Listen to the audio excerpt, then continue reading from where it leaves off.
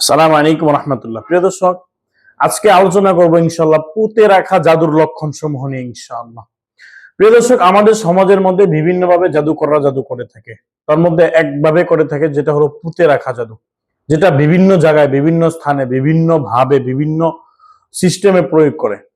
সেটা হলো যে পুতুল অনেক সময় পুঁতে রাখে, অথবা সুইয়ের মাধ্যমে, এটা আপনার সুই দিয়া, পান দেয়া, এগুলা পুঁতে রাখে মাটির নিচে, পানির নিচে এবং শ্মশানে, বিভিন্ন স্থানে। বিশেষ করে আমরা যে বিষয়গুলো সবসময় বেশি আমরা পর্যবেক্ষণ করি, সেটা হলো যে কবরস্থান, এবং সবচাইতে বেশি যেটা, সেটা হলো যে শ্মশানের মধ্যে পুতুলের মধ্যে সুই গাড়া। এই বিষয়গুলো আমরা বেশিরভাগই পাই, প্রায় সময় পাই। এবং সবচেয়ে বড় আরো কিছু বিষয় আছে, যেগুলো হয়েছে যে আপনার তাবিজাতের মাধ্যমে, সরাসরি তাবিজ, যেটা তাবিজের মধ্যে চালান করা হয়, চালান তাবিজের মাধ্যমে হুকুম লাগা, তান্ত্রিকরা যেভাবে কুফরি করে। তো সেই পুঁতে রাখা জাদুর লক্ষণগুলো কি কি, আজকে ইনশাল্লাহ সেই বিষয়গুলো নিয়ে ইনশাল্লাহ আলোচনা করবো আল্লাহ চাইতে। প্রিয় দর্শক, যদি ভিডিওটা উপকারী মনে হয়, অবশ্যই আপনাদের একটা লাইক এবং একটা কমেন্ট, আপনাদের একটা মন্তব্য আমাদের জন্য অনেক বড় অনুপ্রেরণা। প্রিয় দর্শক, অবশ্যই আপনি আপনার গুরুত্বপূর্ণ মন্তব্য আমাদেরকে জানাবেন, এবং যদি উপযোগী মনে করেন তাহলে অবশ্যই খেদমতের নিয়তে ভিডিওটা শেয়ার করবেন। প্রিয় দর্শক, কথা বাড়াবো না, ইনশাল্লাহ পুঁতে রাখা জাদু কেন করা হয়? আসলে উদ্দেশ্য তো জানেনি। উদ্দেশ্য আপনাকে ধ্বংস করার জন্য জাদু করা হয়, আপনার ভালো কোনো কিছু করার জন্য জাদু করা হয় না। এখন আমরা সহজভাবে যে বিষয়গুলো জানবো, সেটা হলো যে আমাদের পুঁতে রাখা জাদুর লক্ষণ, সাধারণ যে লক্ষণ। এক নাম্বার হলো যে অকারণে ভয়, টেনশন, হ্যাঁ, কোনো কারণ ছাড়াই যে কোনো বিষয় নিয়ে অধিক পরিমাণে আপনার ভয় থাকা, এবং এই যদি কারোর সাথে ঝগড়া বিবাদ হয়, এটা থেকে আপনার অধিক পরিমাণে দেখা যাচ্ছে চিন্তা ফিকির চলে আসা, বিভিন্ন বড় পর্যায়ে চলে আসা, এবং ভিতরে ভয়, বিশাল বড় ভয় কাজ করা, হ্যাঁ, বুক ধরফর করা, অস্বাভাবিক লাগা, এবং মনে হয় যে এই বুঝে আমি মৃত্যুবরণ করবো, এরকম পরিস্থিতি তৈরি হওয়া, এবং অস্বাভাবিক ভাবে অলসতা তৈরি হওয়া, ক্লান্তি, দুর্বলতা, শরীরে ভারী লাগা, হাঁটা চলা অনীহা, দেখা যাচ্ছে চলাফেরা করতে একটা অন্যরকম একটা অনীহা ভাব লাগে, এবং কারোর সাথে কথা, লোক সমাগমে যাইতে মন চায় না।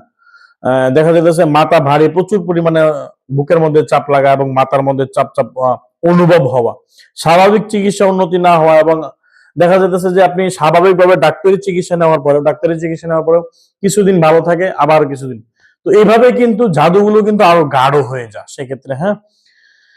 তো মানসিক এবং আবেগীয় লক্ষণ: অতিরিক্ত দুশ্চিন্তা ও সন্দেহ প্রবণতা, অতিরিক্ত রাগ, হতাশা, কান্না, বা অতিরিক্ত পরিমাণে দুশ্চিন্তা, অকারণে পরিবারের প্রতি ঘৃণা বা দূরত্ব তৈরি হওয়া, হ্যাঁ, একে অপরের প্রতি আপনার দূরত্ব তৈরি হয়ে যাওয়া।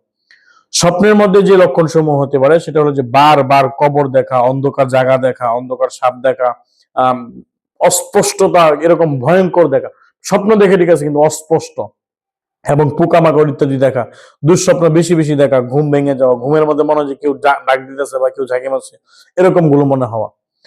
তো কাজকর্ম, জীবিকা সংক্রান্ত যে আলামত গুলো থাকে, সেটা হলো যে আপনার রিজিক নষ্ট হয়ে যাওয়ার আপনার সবচেয়ে বড় প্রবণতা থাকে, বা দেখা যাচ্ছে আপনি দেখতেছেন টাকা পয়সা আসার কথা, বা আপনার অর্থ সম্পদ বাড়ার কথা, কিন্তু কোনো খোঁজ খবর নেই, আসলেও এটা নষ্ট হয়ে যাওয়া, এরকম পরিস্থিতি তৈরি হওয়া।